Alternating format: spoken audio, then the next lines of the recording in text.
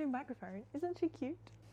In this video, I thought it's October and I have got so many spooky season recs. There's no real order to this. I'm just gonna go through each book, explain the vibes, maybe list some tropes if I can remember them, and I'm not gonna remember what I ranked it, but I don't really care about star ratings. I'm kind of here for the vibes.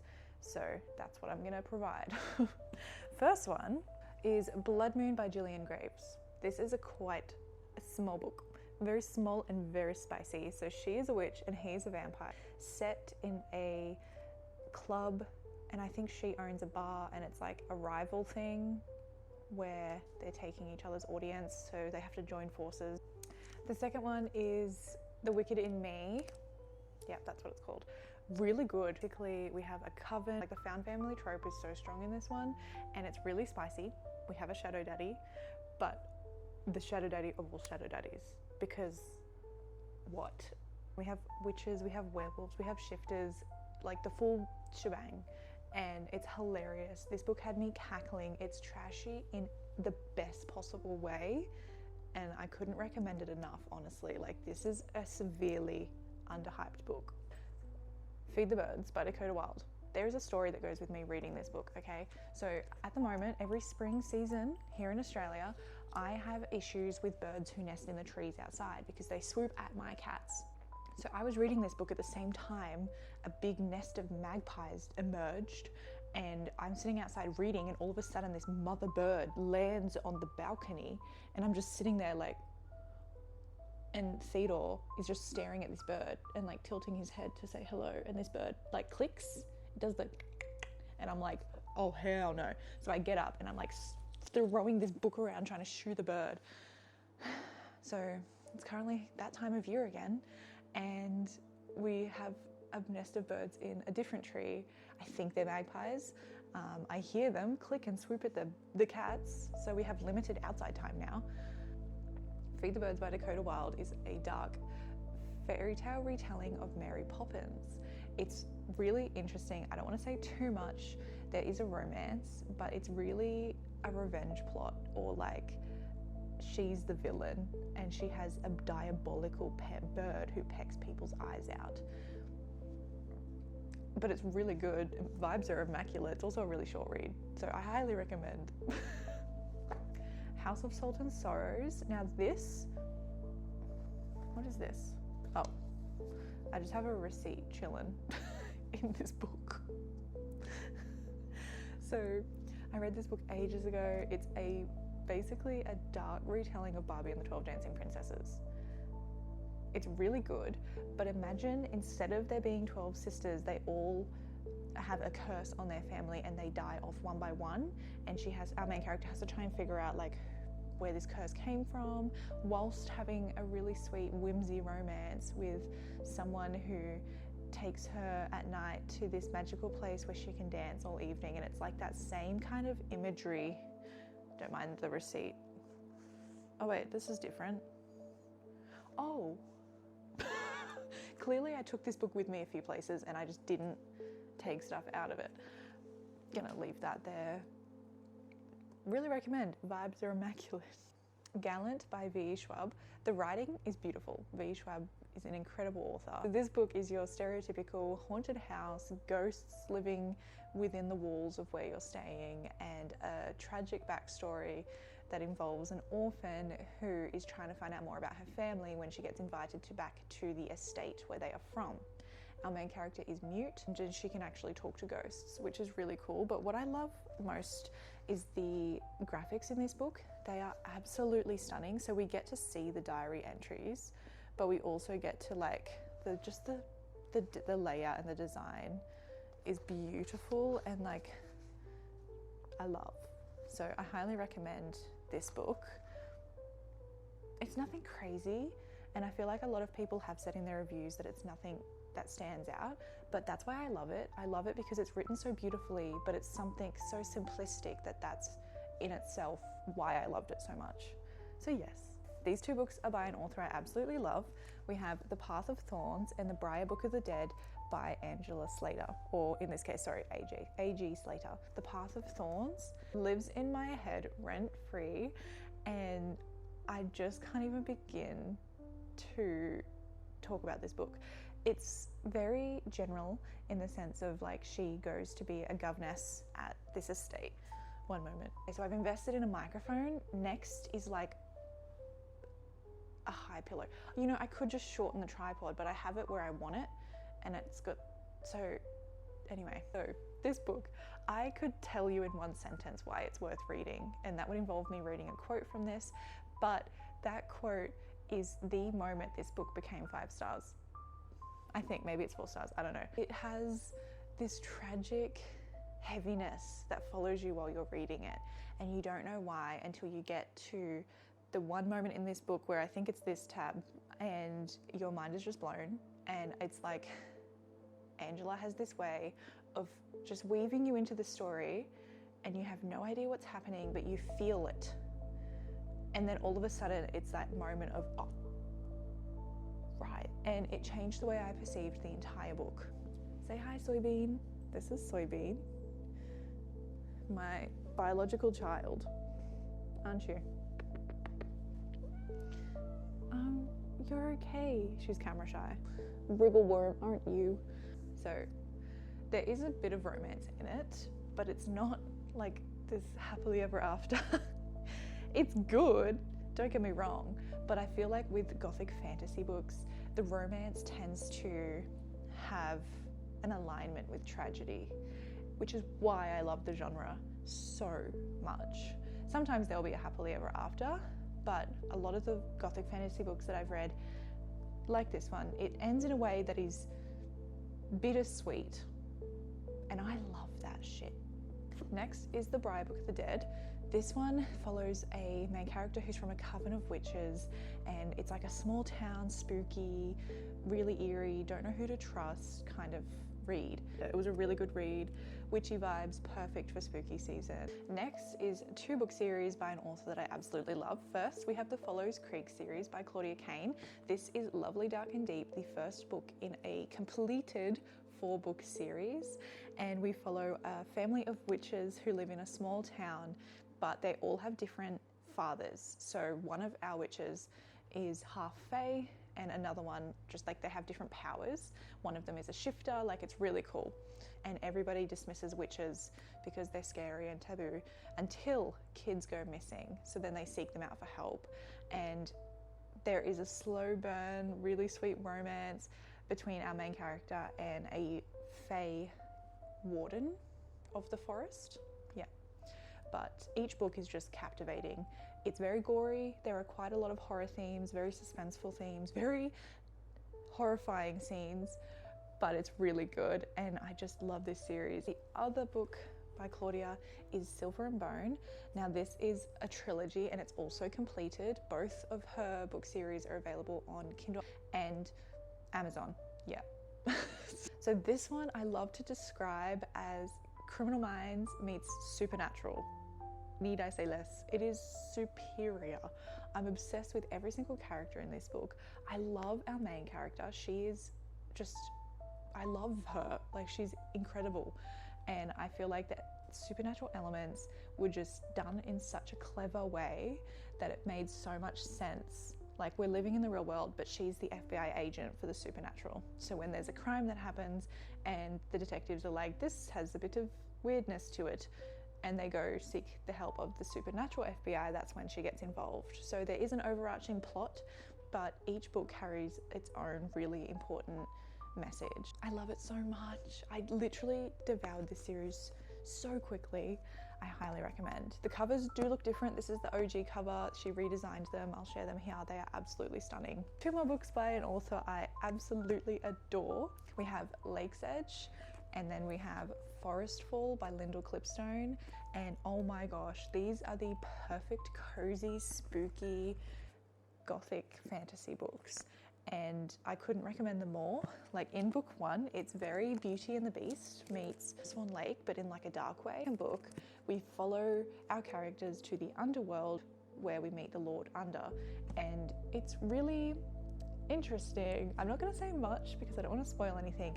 Just like dark, atmospheric, gothic romance We have a broody, kind of tortured love interest, and our FMC just wants to protect her brother, and so she follows him when he gets chosen to go live in the forest with the cursed person who lives there. So this is The Dead List by JLA, also known as Jennifer L. Armentrout. This is a YA thriller, but the reason I've included it in this one is because it's really scary. So like literally the dedication for the readers who picked up The Dead List, even though it sort of kind of has a clown in it. Really short read as well, really good, super spooky, suspenseful for a YA thriller, but I really enjoyed it. So it's like school-based, and dead birds are being put on her pillow, and like messages in lockers and creepy things like that, and like kidnappings, and yeah, it felt like an episode of Criminal Minds, but like a Halloween version. So yeah, one of my favorite books that I've read this year, Autopsy of a Fairy Tale by Nicole Scarano. This whole series is ongoing, so we've got 5 books out at the moment. This is the first book. It's basically Beauty and the Beast meets Criminal Minds. Each book is a different like theme and different fairy tale, but the overarching kind of characters continue on and things like that. We have crime scene photos. I probably can't actually show them on here. And the art, I mean, as you can tell, the chapter art, like that's beautiful. And so that is Belle, her dog, Cerberus, and then Eamon. Yeah, I love it. I love it. It's such a good series, so I highly recommend if you are a fan of the Beauty and the Beast, like kind of story, themes, and love a good Criminal Minds episode, because that's literally what this is. Now this is The Gathering Dark. It's an anthology, so it's lots of short stories by multiple authors. I've read a couple of these. I haven't completed it yet because it's kind of just one I come back to when I'm in like a reading slump. And yeah, love, love, love. Obviously, I could not mention her, Miss Lauren Jackson. So Die For You and Live For Me are the 2 books that are currently out in the Red Thorn trilogy. The third, there will be news on that eventually. We have book 1 and book 2, which follows 2 different couples in the same universe. Think Twilight meets The Vampire Diaries. It's steamy, it has like a slow burn aspect. Book 2 is a bit more action packed, and there are different, I don't want to say too much about book 2. It is definitely a lot darker than book 1, but yeah, absolutely recommend these, especially for spooky season, because it's got lots and lots of vampires. So this is my last kind of pile. I definitely have a lot more that aren't on my physical shelves that I've read on my Kindle or listened to. I didn't go find them. I kind of forgot to and thought about it last minute. So I might do a TikTok video on those ones. Nocticadia by Kerry Lake is a dark academia professor student kind of suspenseful medical thriller, I would say. It's tricky because it's light on the supernatural, but it still incorporates it somehow. But I love this book. It is really good. Like, I just enjoyed it so much. Another one by Kerry Lake is Anathema, and as you can see, loved. It's such a good gothic fantasy, like at its core, when we're dealing with the environment. Like there's the Eating Woods, which is a place where beasts live and you don't know what's gonna happen until you get banished. So our main character lives in this kind of, it's like a Victorian era style town, and she gets banished. And then she finds out what lies in the Eating Woods, and she doesn't realize what lies beyond the Eating Woods, which is then when she gets captured in a way, or saved, maybe both, by Zavander and taken back to his manor. Now this is like the magical aspect where everybody on this side of the Eating Woods is magical and everyone where she came from is not. So she's kind of opened up this whole new world, and it's really, really good seeing that. The magic system and how it's built is incredibly done, and the romance was really, really good. Basically anything by Kerry Lake would probably be perfect for spooky season. I just haven't gotten around to reading it all yet. Another one by Kerry Lake, which I just thought of, is Nightshade. This one is like so good. It's so good. Basically, it's like, I will find you in every lifetime, fallen angels. Like, it's very biblical, I guess, in the sense of like angels and demons. So it does really talk about both sides and then meeting in the middle. and our female main character is an unreliable narrator, so like from her perspective we don't know what's happening, but so it follows another timeline, and that's where we find out more. But I don't know what to say other than it's very tragic, but like in the best way. Take my recommendations with a grain of salt and be wary of likelihood of there to be tragic endings. Speaking of tragic endings, Fairy Tale by Veronica Lancet. This book has had me in a reading hangover since June, and we're in October. Look, I've read books that I've liked since then, but it's all been like, I feel like I'm crawling out of this reading hangover, and it's all because of this. Such a good book. So once again, we have an unreliable FMC narrator, and we follow 3 timelines. Yep. It felt like running a marathon reading this. I don't even know. It's like I have 3 different books in my head, but it all is tied together so beautifully, and I feel like it's such a creative story, and it just is so well written. Did not expect that scene at the end, but I'm so grateful for it. Just go in not knowing anything. That's why I haven't really said much, because I have done a review where I try and be really careful with what I've said. So I post all my reviews on Instagram and Fable. Goodreads, I try. So that is all of my book recommendations. And to top it all off, I'm gonna do an unboxing that has arrived of a book duet that I know is in this same genre. I just have not read it yet. Now, it is unlike me to buy special editions without reading the books, but what if I love them? Because it's a genre that I love. It's the Shepherd King duology by Rachel Gillig, and I don't know why I haven't read it yet. I don't know why. I think because it got so popular and it put me off reading it. So I will, but for now, I'm gonna unbox them. Wait. Oh my goodness. See, these are so much prettier. The sprayed edges. And it continues. Oh my goodness. This is way better than the Barnes & Noble ones. Now, the real question. We have end paper. That's so pretty. Ooh. Ooh. Yeah, see, I think I would love this so much. I just haven't gotten around to reading it yet. And then we have the same edges on the back. So maybe this will motivate me, having these on my shelf. That is book 1. Oh, I forgot it's red. I love red things. Oh my gosh. This is beautiful. Okay. Are you kidding me? This is how you do a special edition. Oh my gosh. This is my favorite. It's so pretty. Oh, and then the book is red. I love red things. Be wary, be clever, be good. I love that. So beautiful. Anyways, that is all for this video that I had planned. I nearly forgot to include the Scared Sexy books. I read these all on my Kindle, and they were just like all short stories that are a part of an Amazon series. Hot for Slayer by Ali Hazelwood. Absolutely obsessed. This was so good. Loved the writing, loved the characters, loved the execution. I thought it was brilliantly done, really clever. It was very Spike and Buffy. I just loved it so much. But unfortunately, it was not my favorite because Spicy Little Secrets was.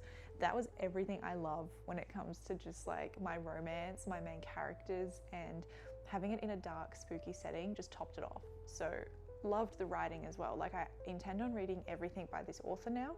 But yes, I do recommend reading the series. It's fun, it's fresh, it's perfect for spooky season. This is Becca from a week later because I did in fact forget to do an outro. Literally all the videos I filmed, I was just like, done. That is all from me. Ka-ciao.